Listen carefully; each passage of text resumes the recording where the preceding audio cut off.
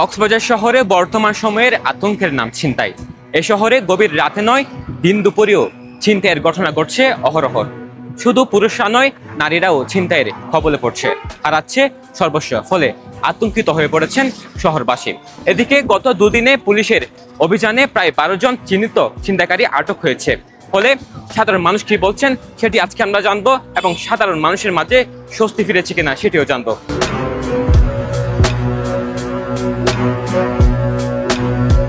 এদেরকে যারা বর্তমানে গ্রেপ্তার হচ্ছে, এরা যেন বাইর না হয়। এরা যদি বাইর হয় তাহলে চিন্তাকারী আরও বাইরে যাবে। এরা বাইর নহমতো এভাবে চিন্তাকারীকে শায়েস্তা করতে হবে। পুলিশ ভাইদেরকে আসলে আমরা ধন্যবাদ জানাই, কারণ 2-4 দিন থেকে অভিযান চালাচ্ছে। আমি সাধারণ নাগরিক হিসেবে বলবো এই অভিযানটা সারা মাসটিয়ে থাকে, আর ওরা যেন কঠিনভাবে যারা ছিনতাইকারী আছে এদেরকে ধরে দৃষ্টান্তমূলক শাস্তির আওতায় আনতে পারে।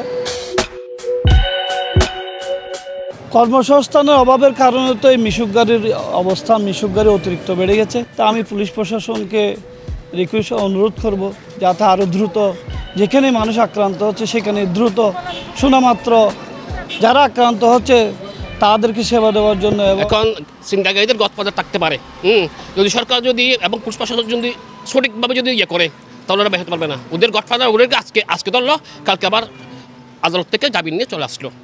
এভাবে আগে গডফাদারকে করতে হবে, আপনাদেরকে ধরতে হবে। ওদেরকে ধরার পরে আপনারা করেন আইনের আওতায় নিয়ে আসেন। এদিকে দেখা যাচ্ছে কি হাসপাতাল, সড়ক, বিভিন্ন জায়গার মানুষ এখানে কি আসে চিকিৎসারত নেওয়ার জন্য, কিন্তু এটা কিন্তু এরা নিরাপদ না।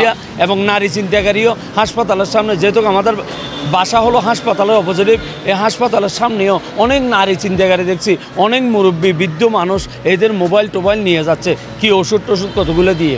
কক্সবাজারের বিডিআর ক্যাম্পের ভিতরে, যেমন আলিজাহালের ভিতরে যেগুলো অলিগলি আছে, সন্ত্রাসীরা দিনের বেলায় ওখানে লুকিয়ে থাকে, রাতের বেলা হলে ওরা মেইন রোডে এসে সবসময় নিরহ মানুষদেরকে হয়রানি করে এবং ছিনতাইকারী করে। আমরা সেক্ষেত্রে রাতের বেলায় বের হতে অনেক ভয় লাগে। গত 2-1 দিনের মধ্যে বেশ কিছু ছিনতাইকারীকে পুলিশ আটক করতে সম্মত হয়েছে, যেটা আসলে আমরা আশাবাদী যে আমরা আশা করব ভবিষ্যতে এই অভিযান যাতে অব্যাহত থাকে এবং কক্সবাজারকে আমরা একটি সুন্দর, সুষ্ঠু, বাসযোগ্য শহর হিসেবে দেখতে চাই। হ্যাঁ, অবশ্যই অব্যাহত থাকুক, কারণ ছিনতাইকারী দমন করা প্রয়োজন। প্রশাসনের পাশাপাশি এটা ব্যবস্থা সাধারণ জনগণের ব্যবস্থা নেওয়ার প্রয়োজন। পর্যটনের এই শহরে স্থানীয় ছাড়াও প্রতিদিন হাজার হাজার পর্যটকের আনাগোনা থাকে। সেই সুযোগে এখানে প্রায় অর্ধশতাধিক ছিনতাইকারীর দল উৎপেতে থাকে। ছিনতাইয়ের অনিরাপদ এই শহরকে নিরাপদে রাখার জন্য আইনশৃঙ্খলা বাহিনীর এই অভিযান অব্যাহত রাখার দাবি স্থানীয়দের। সরোয়ার সাকিব, পেনুয়া নিউজ।